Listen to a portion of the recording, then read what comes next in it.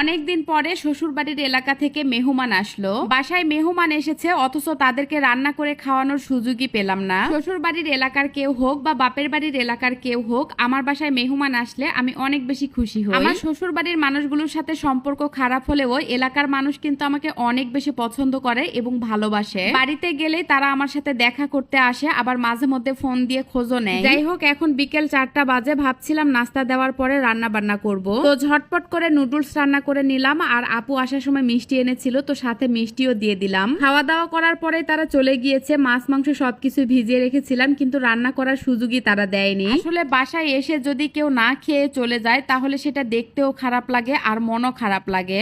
যাই হোক, কয়েকদিন থেকে আরিয়ান বাবু বলছিল সে চিংড়ি মাছ খাবে, তাই সন্ধ্যার পরে আপনাদের ভাইয়া বাজারে গিয়েছিল চিংড়ি মাছ কেনার জন্য। বাজারে নাকি বড় বড় পাঙ্গাস মাছগুলো কেটে বিক্রি করা হচ্ছে, তাই এই এক পিস মাছ এনেছে আমার জন্য। এই পিসটা কিন্তু লেজের অংশ